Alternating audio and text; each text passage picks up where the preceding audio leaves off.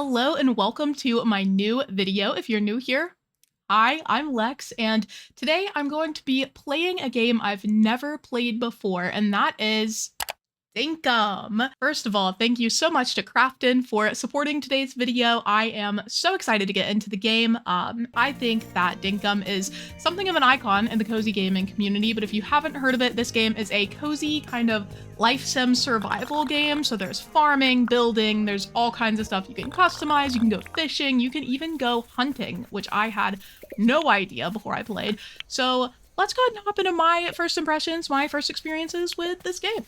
Let's start from the beginning here. So you begin your journey in Dinkum in South City, which everyone in South City seems very unmotivated, very sad to be there. No one seems to be thriving, but you're different. You are in the mood to escape, to live a happier, better, more productive life. And lucky for you, you get a letter from someone called Fletch.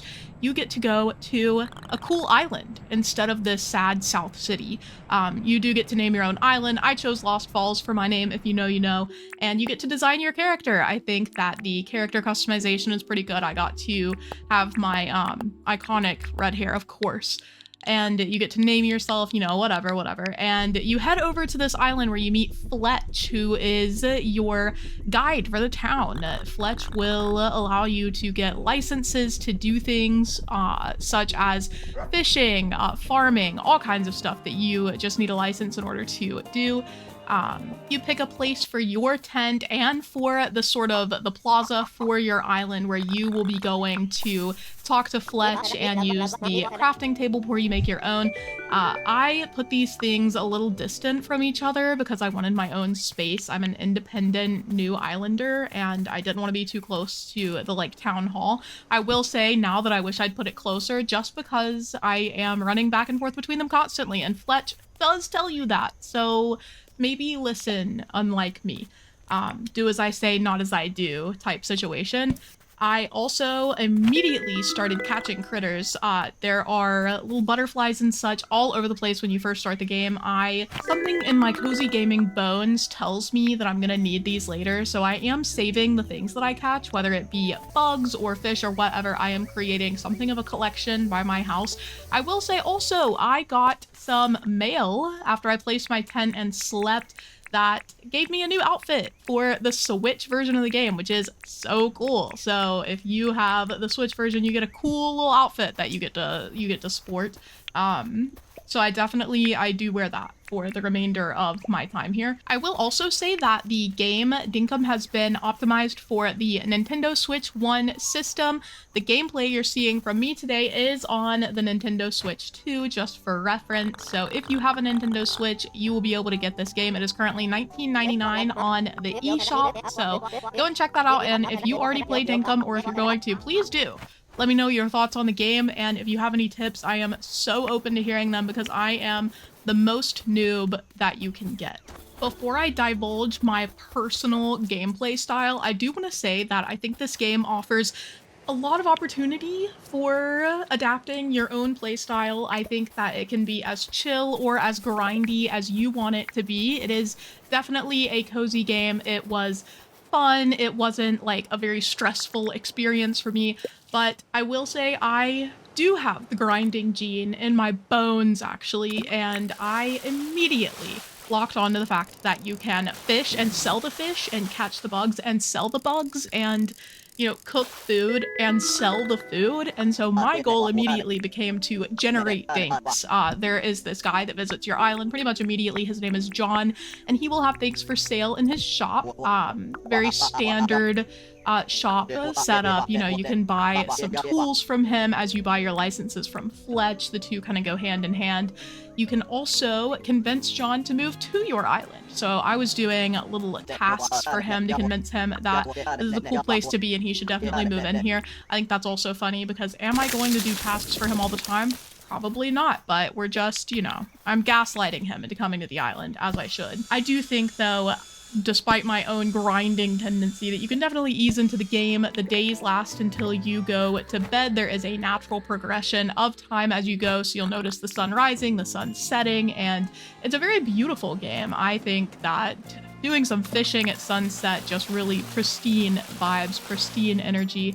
So you can make the most of every day if you would like to. And you have quests every day as well, which I love. I just really like having a sense of achievement, accomplishment to kind of guide me along, and I think this game does a good job of that because each day you have different little miniature goals that you can do to get some additional points. You need these points in order to get your licenses from Fletch, and so it is helpful, but also gives you sort of some little benchmarks to pass as you go. Once I started doing my little collection of fish and bugs to give to this hypothetical museum that I just feel coming. I did decide that I was going to hunt since I discovered that that was an option, and I don't think I've ever hunted in a cozy game before. So I was like, you know what, let's get our hunt on. So I made myself a spear and I went out and I started just messing with it, the animals.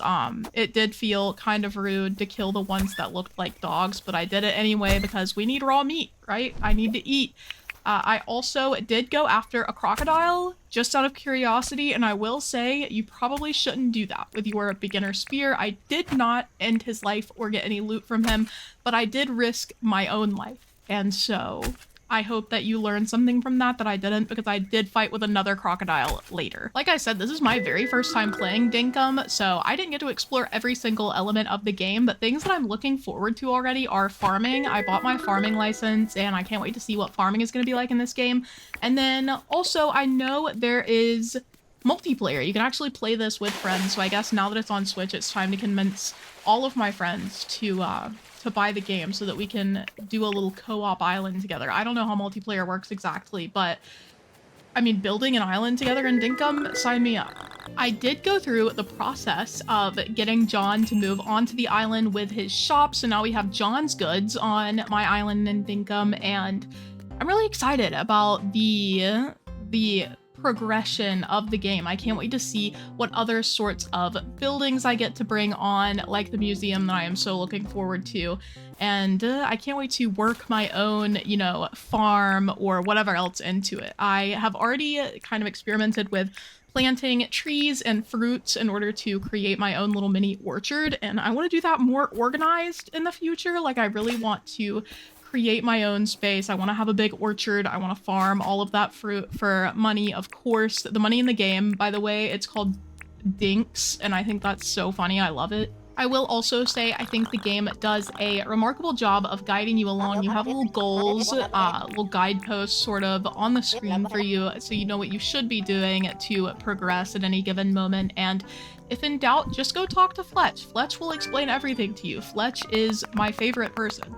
I enjoyed over my first afternoon playing the game, experiencing both nighttime, which is so beautiful in the game, and then also some different weather patterns. So it started raining and I was shocked. I also decided that I was going to try fishing during these times, and during my first time night fishing, I did encounter what appears to be a shark. I tried to catch it. It did not rise to the bait. I don't know if my basic fishing rod is really gonna do the job for that. I was also kind of tempted to get in the water and see what happened, but I had a really negative run-in with a jellyfish earlier and then decided to go on a jellyfish hunt specifically. So I wasn't sure if I could handle a shark at this point in time, but if you guys have battled sharks, please let me know how that went and if you recommend doing it to a brand new beginner. And this is so random, but so important to me. But this is, I'm not cutting any of this footage. This is how fast you enter and exit buildings. Like, you just walk in and you're there. The game loads it automatically. No loading screen. You just walk in, you're inside the tent. You walk out, you're outside the tent. I'm not editing it. That's wild. How impressive. I love that. What an easy transition experience. I think my favorite thing about the game so far is the collecting portion. I absolutely love discovering new fish and new butterflies and other bugs. So I'm excited about that. I think I'm really going to enjoy expanding my town, kind of building it up. I can't wait to create pathways to the buildings to really like figure out the structure of my town. I assume you can move buildings later because I really don't know what I'm gonna do yet, but I'm really looking forward to that. And yeah, I just had a great time exploring the game for the first time. Like I said, if you have played before, please do give me your tips in the comments. Go play Dinkum now on the Nintendo Switch and let me know your thoughts. I am so excited to continue playing. I will see you guys in the next video, and thank you again to Crafton for supporting today's vid. I'll see you later. Bye, princess.